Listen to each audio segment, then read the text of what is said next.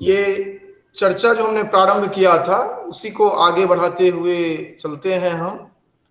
जो मंगलाचरण के बाद हमने जो देखा था, जो यह द्वादश लक्षणी का निर्माण करने वाले जो भगवान जैमिनी हैं, उनके द्वारा जो प्रतिपादित धर्म शब्द, ये धर्म जिज्ञासा से संदर्भित जो चर्चा थी, उसी को आगे बढ़ाते हुए इन्होंने आचार्य लौगाक्षी भास्कर ने जो प्रस्तुत किया है उसी को हम देख रहे थे।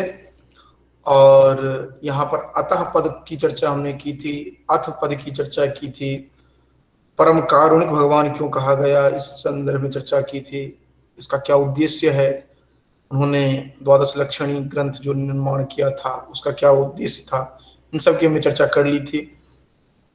इसके साथ ही साथ इसके अनुबंध चतुष्टय को भी हमने देखा था। उसके बाद आगे बढ़े तो धर्म विचार शास्त्र की आवश्यकता क्यों पड़ती है, इसके संदर्भ में हमने चर्चा की।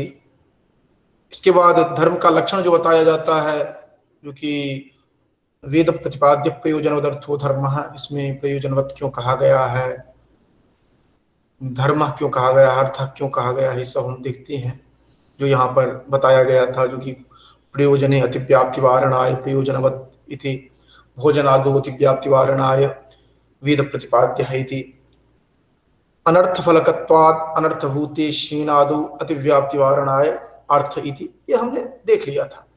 इसके साथ ही हमने देखा था जो कि जैमिनी के द्वारा जो प्रतिपादित धर्म का लक्षण था, चोदना लक्षण अर्थो धर्म, ये हमने देखा। उसके साथ साथ वेद प्रतिपाद्य प्रयोजनवदर्थो धर्म, आचार्य लौगाक्षी भास्कर का जो है धर्म का लक्षण, ये हमने देखा।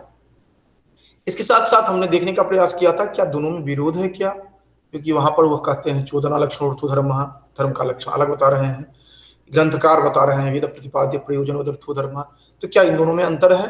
तो हमने निष्कर्ष रूप में देखा जो नहीं, ऐसा कोई विरोध वहां पर नहीं है।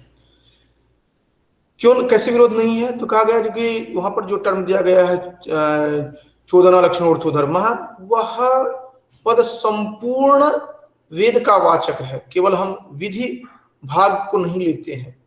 क्योंकि जब हम कहते हैं यदि स्वर्ग काम, तो ऐसे वाक्य जो है स्वर्ग प्राप्ति है तो पुरुष के लिए यज्ञ का विधान करता है, ये विधान करना जो है विधि हुआ, अर्थात स्वीकारात्मकता। जैसे हम कहते हैं ना असर्टिव सेंटेंस और नेगेटिव सेंटेंस, तो विधि विधान जहां पर किया जाता है उसको कहा जाता है विधि वाक्य। तो ये कह रहे हैं कि क्या ये चोदना पद जो है वह केवल विधि विभाग से संदर्भित है? तो कह रहे नहीं, ऐसा नहीं है, ये संपूर्ण वेद से संदर्भित है, इस कारण से दोनों में विरोध नहीं है। ये चोदना लक्षण अर्थो धर्म आचार्य जैमिनी का जो धर्म का लक्षण है, और ग्रंथकार आचार्य लौगाक्षी भास्कर का जो कथन धर्म का लक्षण है वेद प्रतिपाद्य प्रयोजनवदर्थो धर्म, इन दोनों में कोई विरोध नहीं है, वस्तुतः दोनों एक ही बात कह रहे हैं। फिर यही यहाँ पर बताया गया था। इसके बाद हम देखते हैं जो कि ये आगे जो चर्चा हमने देखा था, जो कि यह धर्म जो है यह दो तरह से हमने देखने का प्रयास किया था। जैसे कि वही आगे कंटिन्यू जो हुआ था, अतको धर्म, तो कहा गया था यागादिरेव धर्म, तो यागादिरेव धर्म जो कहा गया था उसके लिए जो बताया गया था एक वाक्य यजित स्वर्ग काम, और हमने जो लक्षण दिया था चोदना लक्षण अर्थो धर्म जो आचार्य जैमिनी ने दिया था, इन दोनों में तारतम्य दिखाते हुए कहा गया यह धर्म जो है वह यागादि अर्थात स्वर्ग कामो यजेत आदि के माध्यम से बताया गया है। अब यहां पर कहा गया स्वर्ग का उद्देश्य करके पुरुष के प्रति विधान किया जाता है। यहां पर दो भाग हैं, यज धातु और प्रत्यय, दो अंश दिखाई पड़ता है। प्रत्यय में भी फिर दो अंश दिखाई पड़ता है जिसको कि आख्या तत्व और लिंग तत्व कहते हैं।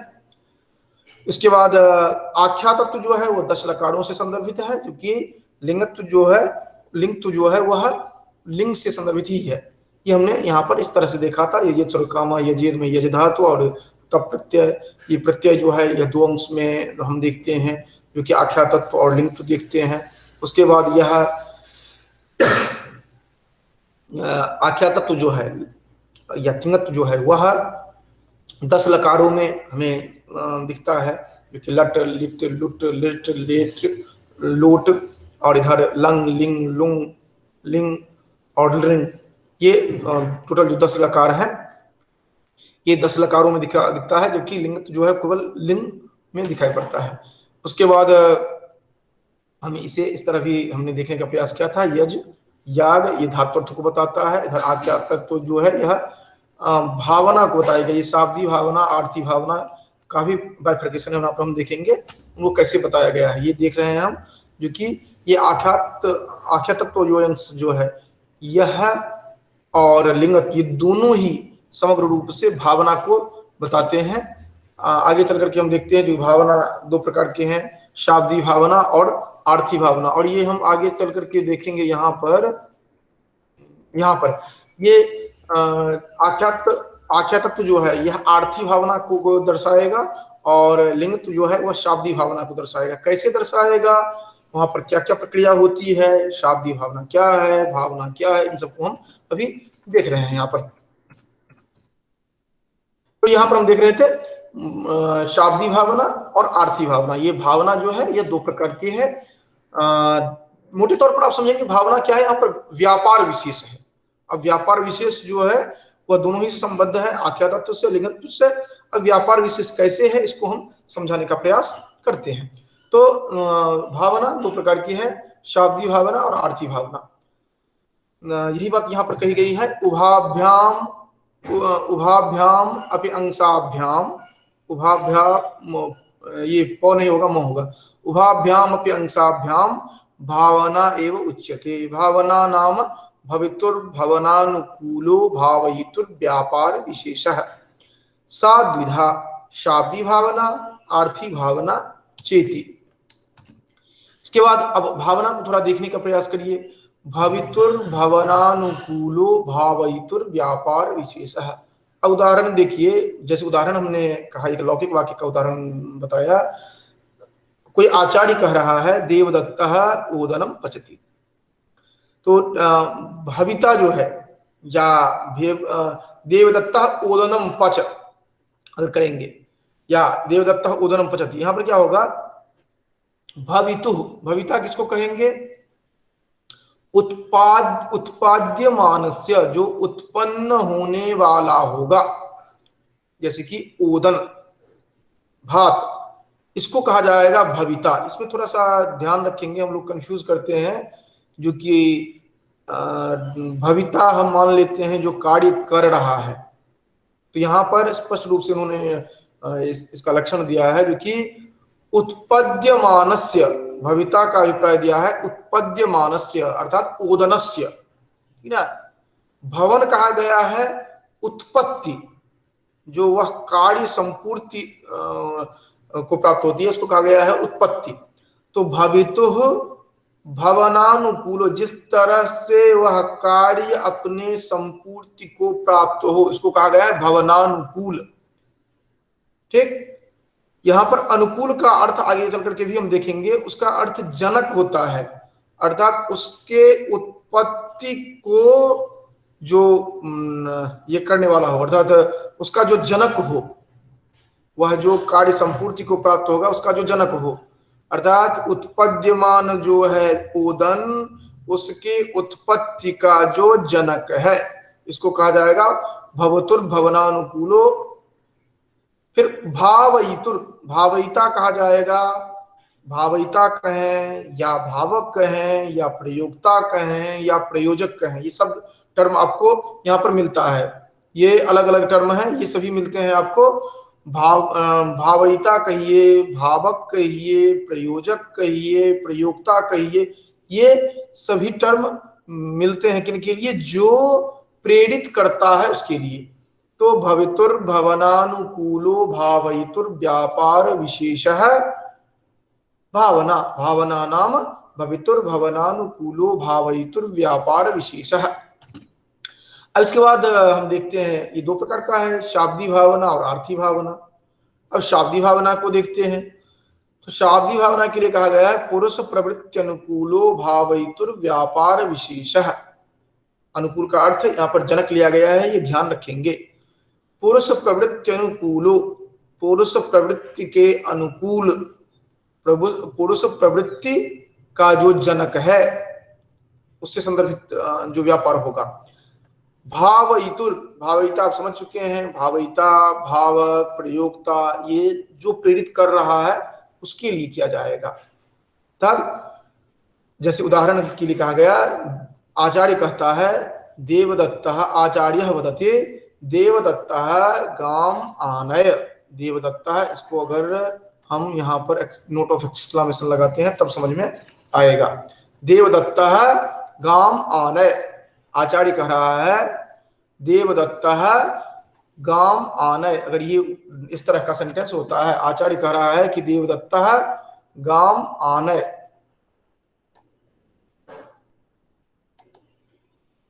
इसको दूसरा से ये कर दें, देवदत्तः आचार्य कह रहे हैं कि देवदत्त नहीं होगा यहाँ पर, देवदत्त गाम आनय संबोधन हो गया।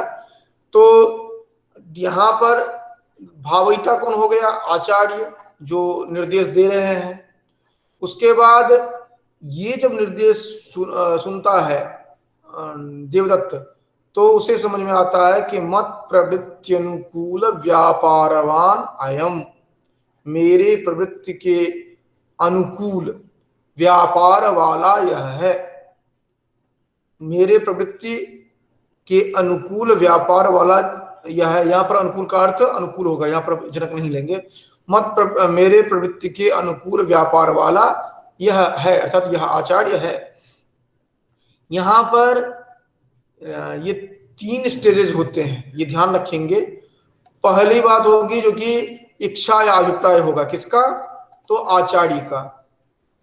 और उसके बाद प्रवर्तना या प्रेरणा होगी किसके प्रति, किसके संदर्भ में? जो वह कार्य संपादन करेगा, अर्थात जो पुरुष है, अर्थात वह व्यक्ति जो है, और फिर उसकी प्रवृत्ति होगी, तब जाकर के यह कार्य निष्पादन होगा। तो यहाँ पर आचार्य की जो इच्छा है, जो अभिप्राय है, उससे प्रवर्तना या प्रेरणा मिलेगी किसको? देवदत्त को। उसके बाद देवदत्त प्रवृत्ति होगा, तो प्रवृत्ति का जनक हो गया देवदत्त। और उसको प्रेरित कौन कर रहा है? भावयिता कौन है, या भावक कौन है, या प्रयोक्ता कौन है, या प्रयोजक कौन है? ये है आचार्य। तो आचार्य की इच्छा को प्रवर्तित करने वाला, प्रवृत्ति में लाने वाला है देवदत्त। इसीलिए कहा गया है पुरुष प्रवृत्ति, पुरुष हो गया यहाँ पर देवदत्त। देवदत्त की प्रवृत्ति के अनुकूल जो भावयिता का जो व्यापार है, इच्छा है, अभिप्राय है, उसको ही कहा जाएगा यहाँ पर शाब्दी भावना। हम आर्थी भावना को देखेंगे, आर्थी भावना इससे थोड़ा सा आपको भिन्न दिखाई पड़ेगा। अब ये जो है 2 प्रकार का हमें दिखाई पड़ेगा, एक तो लौकिक और एक पहला तो लौकिक दिखाई पड़ेगा, दूसरा जो हम देखेंगे एक लौकिक दिखाई पड़ेगा और एक वैदिक दिखाई पड़ेगा। लौकिक में किस तरह दिखाई पड़ेगा? प्रयोजक पुरुषनिष्ठ, जो प्रयोजक है, भावयिता है, उसमें जो इच्छा है उससे संदर्भित होगा यह। लेकिन वैदिक में तो पुरुष का अभाव है, तो वहां पर वेदवाक्य निष्ठ होगा। और चूंकि वेदवाक्य निष्ठ है, इस कारण से इसका नामकरण किया गया शाब्दी भावना। ठीक है, तो यह 2 प्रकार के होंगे लौकिक और वैदिक में। लौकिक में प्रयोजक पुरुषनिष्ठ होगा, यह होगी यह भावना, और वैदिक में पुरुष का अभाव है, इस कारण से वहां पर वेदवाक्य निष्ठ यह भावना होगी, और इसी कारण से इसका नामकरण किया गया है शाब्दी भावना। और इसी क्रम में ग्रंथ में चर्चा की गई है, ये अपौरुषेयत्व की भी चर्चा की गई है विस्तार पूर्वक। उसमें हम नहीं जाते हैं, क्योंकि आप जानते हैं अपौरुषेयत्व की अवधारणा क्या है, ये अर्थसंग्रह में विस्तार पूर्वक उन्होंने चर्चा की है। लेकिन आप ध्यान में रखिए, जब कभी भी आपको अपौरुषेयत्व की के संदर्भ में विस्तृत चर्चा देखनी हो तो आप अर्थ संग्रह को देख सकते हैं। तो इस तरह हम शाब्दी भावना को हमने देखा। पुरुष प्रवृत्ति अनुकूलो भावयितुर व्यापार विशेष है, उदाहरण हमने देखा। अब यहाँ पर हमने देख लिया था जो कि भवितु भावयितु और भावना, इन सबका हमने देख लिया था। तो कुल मिलाकर के भावना क्या है? प्रयोजक या भावयिता कहिए या भावक कहिए या प्रयोक्ता कहिए, उसका व्यापार विशेष जो है, उसका जो मानसिक व्यापार, इच्छा या व्यापार विशेष क्या हुआ? इच्छा या अभिप्राय, वही यहाँ पर भावना के रूप में कहा जाएगा। अब हम चर्चा कर रहे थे, उस क्रम में हमने बीच में स्किप किया था जो कि नैयायिकों की जो बात थी, अर्थात शाब्दबोध के संदर्भ में, वो हमने चर्चा की थी। आज हम जो मीमांसक हैं और वैयाकरण हैं उनकी बात कर रहे हैं। पहले हम नैयायिकों की बात एक बार रिपीट कर ले रहे हैं, पुनरावृत्ति कर ले रहे हैं, उसके बाद हम आएंगे वैयाकरण पर और मीमांसक पर। नैयायिक क्या मानते हैं कि कर्ता को प्रधान मानेंगे, कर्ता को प्रधान मानेंगे। जैसे उदाहरण हमने दिया देवदत्त पचति, तो यहाँ पर देवदत्त को इन्होंने मान लिया मुख्य, और अर्थात मुख्य मतलब यहाँ पर विशेष्य मान लिया, और बाकी जो भी होंगे उनको विशेषण मान लिया। जैसे देवदत्त है तो यह जो कर्ता है इसको विशेष्य मान लिया, और बाकी ओदनम पचति या अन्य जो कुछ भी है उसको इन्होंने मान लिया विशेषण। तो देवदत्त है, देवदत्त पचति, इसका अभिप्राय इन्होंने लिया कि पाकानुकूल कृत्याश्रयो देवदत्त। कृति का अभिप्राय हो गया व्यापार, कृति का आश्रय जो है वह देवदत्त है। पाकानुकूल, पाक के अनुकूल व्यापार का आश्रय जो होगा वह देवदत्त होगा। या फिर अगर कर्म भी जोड़ते हैं उसमें तो देवदत्त तंडुलम पचति, तंडुल कर्मक पाकानुकूल कृत्याश्रयो देवदत्त। पाक के तंडुल कर्म युक्त पाक के अनुकूल कृति या प्रयत्न या व्यापार का आश्रय वाला देवदत्त है। आप देखते हैं जो कि देवदत्त को सेंट्रल पॉइंट माना गया है, विशेष बना दिया गया है, और बाकी जितने भी हैं उनके विशेषण हो जाएंगे। जैसे अगर मान लीजिए द्विवचन में होता देवदत्तो हो जाता तो तंडुल कर्मक पाकानुकूल कृत्याश्रयौ, कृत्याश्रय नहीं होता, फिर कृत्याश्रयौ देवदत्तौ। अगर बहुवचन रहता देवदत्ता होता तो तंडुल कर्मक पाकानुकूल कृत्याश्रया देवदत्ता। मतलब जैसे देवदत्त में परिवर्तन होता है वैसे ही इधर परिवर्तन करते हैं। तंडुल कर्मक जो है इसको मैंने एक साथ समस्त बना दिया है, इस कारण से तंडुल कर्मक पाकानुकूल कृत्याश्रयो कह रहे हैं। अगर आप उसको भी अलग रखेंगे तो देवदत्त के अनुसार ही चलेगा। अगर आप ऐसे कहें तंडुल कर्मक पाकानुकूल कृत्याश्रय देवदत्त, अगर देवदत्त द्विवचन में प्रयोग करते हैं तो तंडुल कर्मकौ पाकानुकूल कृत्याश्रयौ देवदत्तौ। अगर बहुवचन बनाते हैं तो तंडुल कर्मकाः पाकानुकूल कृत्याश्रयाः देवदत्ताः। अर्थात देवदत्त को विशेषण बना करके ये विशेष बना करके ये चर्चा करते हैं। लेकिन ये आक्षेप क्या लगाते हैं जो मीमांसक हैं, कह रहे नहीं ये आप व्याकरण के नियमों का उल्लंघन करते हैं। आप जो यहाँ पर प्रथमांत प्रयोग कर रहे हैं या बहुवचनांत प्रयोग कर रहे हैं और उसके बाद क्रियापद के साथ अन्वय नहीं कर रहे हैं, ये गलत है, क्योंकि आप कर्ता को ही प्रमुख बना दिए, जबकि होना चाहिए क्रिया प्रमुख होती है। क्रिया के अनुसार कर्ता को हम प्रयोग देखेंगे। अगर एक वचन की क्रिया है अर्थात क्रिया को सेंट्रल पॉइंट में रखने की बात करते हैं ये वैयाकरण जो है। तो अब वैयाकरण क्या कहते हैं, जो वैयाकरण, हाँ वैयाकरण जो है धात्वर्थ को प्रधान मानते हैं, अर्थात क्रिया का जो अर्थ है उसको प्रधान मानते हैं। जैसे देवदत्ता पचति, तो कहेंगे क्या इनका क्या अर्थ होगा, ये वाक्य का अभिप्राय क्या लेंगे, देवदत्त निष्ठ पाक, देवदत्त निष्ठ जो पाक है। अब यहां पर देख रहे हैं मुख्य कौन हो गया, पाक हो गया। पाक संपूर्ण क्रिया, क्रिया जब संपूर्ति होती है उसको पाक कहा जाता है। ये चर्चा रात में भी उठी थी। संपूर्ण क्रिया की संपूर्ति जब हो जाती है तब उसको पाक कहा जाता है। तो देवदत्त निष्ठा पाक, अगर आप द्विवचन करेंगे तो देवदत्त, देवदत्तो पचतः अगर करते हैं तो हो जाएगा देवदत्त निष्ठौ पाकौ, इस तरह का हो जाएगा। अब यहाँ पर देवदत्त तंडुलम पचति कर रहे हैं तो देवदत्त निष्ठः तंडुल कर्मकः पाकः। यहाँ पर कुल मिलाकर के आप ये देख रहे हैं जो पाक क्रिया जो है उसको प्रायोरिटी देते हैं, उसको प्रमुखता देते हैं। अगर पाक है एक वचन में तो ये हो गया देवदत्त निष्ठा हो गया, अगर द्विवचन हो जाएगा तो देवदत्त निष्ठो हो जाएगा, बहुवचन हो जाएगा तो देवदत्त निष्ठा हो जाएगा। पाकः कहें तो एक वचन, पाको द्विवचन, पाका बहुवचन। तो ये धात्वर्थ जो है उसको आप सेंट्रल पॉइंट मानेंगे, अर्थात क्रिया को सेंट्रल पॉइंट मानेंगे। मोटे तौर पर आप इतना समझते रहेंगे, वैयाकरण क्रिया को सेंट्रल पॉइंट मानेंगे और नैयायिक जो होंगे कर्ता को सेंट्रल पॉइंट मानेंगे। सेंट्रल पॉइंट मतलब उसको विशेष बना देंगे, जिसको सेंट्रल पॉइंट मानना है उसको विशेष बना देंगे। अब वैयाकरण और मीमांसक जो है इनमें बहुत ज्यादा अंतर नहीं है। ये क्या करते हैं कि कह रहे हैं कि ये देखिए ये तो आपने सही कहा जो कि प्रधान धात्वर्थ होगा, लेकिन समस्या यह है कि आपने दोनों उसको अलग अलग नहीं किया। उसमें भी जो धातु का अर्थ है और प्रत्यय जो है इसको आपने अलग अलग नहीं बताने का प्रयास किया है।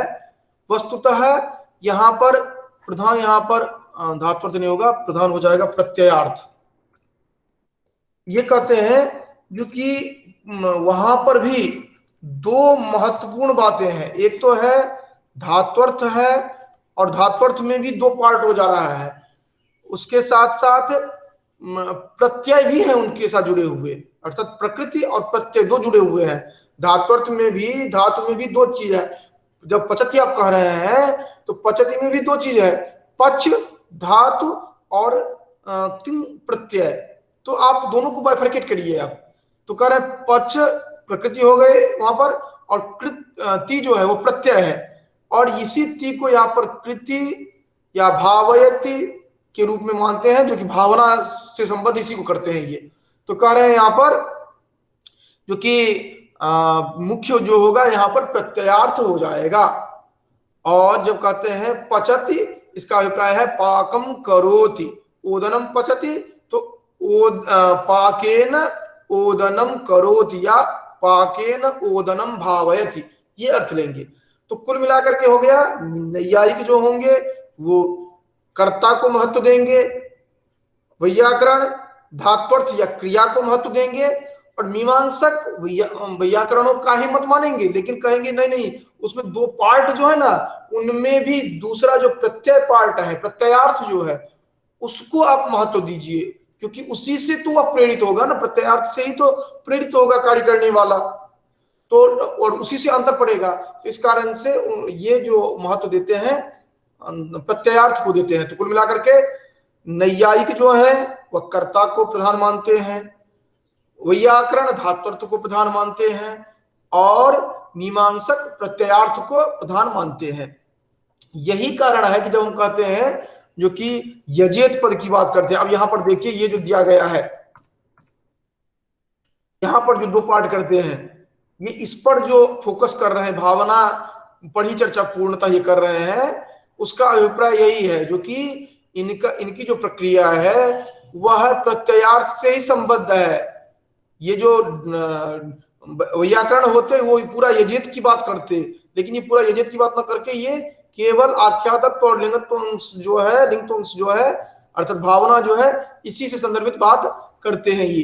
तो इस तरह हम देखते हैं जो कि इन तीनों का जो व्याकरण, नैयायिक और मीमांसक की जो चर्चा है वो हम देखते हैं। और इनके प्रक्रिया का नाम क्या होगा, तो आप ये कह सकते हैं नैयायिक कहते हैं कर्तृ, ये आप देख सकते हैं यहां पर इनकी प्रक्रिया का नाम है नैयायिक मानेंगे जो कि कर्तृ मुख्य विशेषक नैयायिकों का मंतव्य जो होगा, प्रक्रिया जो होगी, वह कर्तृ मुख्य विशेषक। वैयाकरणों का होगा धात्वर्थ मुख्य विशेषक। मीमांसक होगा प्रत्ययार्थ मुख्य विशेषक। ये नाम आप वैसे ही ध्यान में रख सकते हैं। नैयायिक कर्ता को महत्व देते हैं, कर्ता को प्रधान मानते हैं, अर्थात उसको विशेष बनाते हैं। तो कर्तृ मुख्य विशेषक, कर्ता को प्रधान मानते हैं, जो विशेष बनाते हैं, वह हो गए नैयायिक। कर्तृ मुख्य विशेषक। वैयाकरण जो है वह धात्वर्थ को मानते हैं, तो धात्वर्थ मुख्य विशेषक। मीमांसक जो है प्रत्यार्थ को मानते हैं, प्रत्यार्थ मुख्य विशेषक। इस तरह इन तीनों का नामकरण हम देख सकते हैं। तो इस तरह से हमने शाब्दी भावना और आर्थी भावना में प्रवेश करने की बात की है। आगे शाब्दी भावना को हम विस्तार में देखेंगे और इसमें क्या देखेंगे, जो कि यहाँ पर चर्चा करेंगे। तत्र पुरुष प्रवृत्ति अनुकूलो भावयुतुर व्यापार विशेष शाब्दी भावना सच लिंगन से न उच्यते। लिंग श्रवणे अयम माम प्रवर्तयति मत प्रवृत्ति अनुकूल व्यापारवान अयम इति नियमेन प्रतीते। वह जो जिस व्यक्ति को प्रेरित किया जा रहा है उसको यह प्रतीति होगी, जो कि जो ही वो लिंग अंश को सुनता है तो उसे समझ में आ जाता है कि यह मुझे प्रेरित कर रहे हैं, प्रवर्तित कर रहे हैं, प्रवृत्ति के अनुकूल ला रहे हैं, अर्थात मेरे प्रवृत्ति के अनुकूल व्यापार वाले यह है। यह नियमेन अनिवार्य रूप से प्रतीति होगी। और यहाँ पर एक सेंटेंस जो यहाँ पर दिया जा रहा है, एक वाक्य जो यहाँ पर दी जा रही है, वह अगर चर्चा शाब्दी भावना की शुरू होती है तो उठा करके आपको व्याकरण में या साहित्य में उठा करके लेकर चले जाते हैं इंटरव्यू आदि में। वो आप यहाँ पर देख सकते हैं। करें यद्यस्मात् शब्दात् नियमतः प्रतीयते तत्तस्य वाचकम। जो जिस शब्द से नियमतः जिसकी प्रतीति होती है वह उस शब्द का वाच्य कहा जाता है, वाच्यार्थ कहा जाता है। अब इसी वाक्य के माध्यम से आपको व्याकरण वाले व्याकरण में घसीट लेते हैं, साहित्य वाले साहित्य में घसीट लेते हैं। तो आप इसको अच्छी तरह समझते रहिए। ये क्या है, हम देखते हैं वाचक शब्द है, लाक्षणिक शब्द है और व्यंजक शब्द है। तीन तरह के शब्द आपको दिखाई पड़ते हैं, वाचक, लाक्षणिक और व्यंजक। उनसे संदर्भित तीन अर्थ हैं, वाच्य, लक्ष्य और व्यंग्य। अर्थात वाचक शब्द से वाच्यार्थ, लाक्षणिक शब्द से लक्ष्यार्थ और व्यंजक शब्द से व्यंग्यार्थ की प्रतीति होती है। अब इसके लिए ये जो शक्ति की बात की जाती है, शक्ति मतलब जिसके माध्यम से आप उस शब्द से वह अर्थ समझ पाते हैं, यह जो शक्ति होती है इसको कहा जाता है शक्ति कहें या सामर्थ्य कहें। यह शक्ति के रूप में जानी जाती है, इसको कहते हैं शब्द शक्ति। तो वाच्य शब्द से वाचक शब्द से वाच्यार्थ की प्रतीति अभिधा व्यापार के द्वारा होती है। इसी तरह लाक्षणिक शब्द से लक्ष्यार्थ की प्रतीति लक्षणा व्यापार के द्वारा। इसी तरह व्यंजक शब्द से व्यंग्यार्थ की प्रतीति व्यंजना व्यापार के द्वारा। फिर आगे आप देखेंगे तात्पर्यार्थ आदि की बात हम देखेंगे, काव्य प्रकाश में देखेंगे। तो यहाँ पर मुख्य रूप से देख रहे हैं जो कि तीन शब्द, तीन अर्थ और तीन व्यापार होते हैं। तो पहले शब्द की बात यहाँ पर कर रहे हैं, जो कि वाचक शब्द से वाच्यार्थ की प्रतीति होती है नियमतः, ये बता रहे हैं। अर्थात जिस शब्द से जिसकी प्रतीति नियमतः होती है उसको कहा जाता है वाच्यार्थ। और एक वाच्यार्थ ही ऐसा है जो साक्षात प्रतीति होती है। जैसे हमने कहा यह मौस है, तो यह समाज के द्वारा इसका संकेत निर्धारित कर दिया गया है, उसी की प्रतीति नियमता होगी। लक्षणा आदि में बात अलग है, व्यंजना में बात अलग है, तात्पर्यार्थ में बात अलग है, लेकिन वाचक शब्द से वाच्यार्थ की प्रतीति जो होती है वह अनिवार्यता होती है, जो समाज के द्वारा निर्धारित किया गया है संकेत, उसी की प्रतीति होती है। ये सेंटेंस, ये वाक्य जो यहाँ पर कहा गया है, ये बहुत महत्वपूर्ण हो जाता है, नहीं तो आगे चल करके क्या होता है कि उठा करके दूसरी जगह वो लेकर चले जाते हैं अपने सुविधा के अनुसार। और यही बात हमारे लिए भी होता है। जब हम इंटरव्यू में चर्चा करते हैं तो हम इसी सेंटेंस के माध्यम से अपने अनुकूल जगह पर उनको लेकर चले जाते हैं, तो यही खेल चलता है। तो यस्मात् शब्दात् नियमतः प्रतीयते तत्तस्य वाच्यम, यथा गाम आनय इत्यस्मिन् वाक्ये गो शब्दस्य गोत्वम, जैसे गाम आनय कहा गया, इस वाक्य में गो शब्द से गोत्व की प्रतीति जो होती है। अब फिर आगे चर्चा करते हैं। सच व्यापार विशेषो लौकिक वाक्य पुरुषनिष्ठो अभिप्राय विशेष, वैदिक वाक्य तो पुरुषाभावात लिंगादि शब्दनिष्ठ एव, ये हमने चर्चा कर ली है। अतएव शाब्दी भावनेति व्यवह्रियते, ये जो सेंटेंस, ये जो वाक्य कही जा रही है, इसके आधार पर शाब्दी भावना की बात की जा रही है। अब आगे कर रहे हैं जो कि शाब्दी भावना के अंशत्रय की बात करते हैं। साचा अंशत्र भावना अंशत्रयम अपेक्षते साध्यम साधनम इति कर्तव्यता च। अब इसके बाद जो ये इतनी चर्चा की गई है यहाँ पर, ये चर्चा जो शाब्दी भावना में अंशत्रय देख रहे हैं और आर्थी भावना में जो अंशत्रय देख रहे हैं, इसको समझाने के लिए किया गया है, ठीक ना।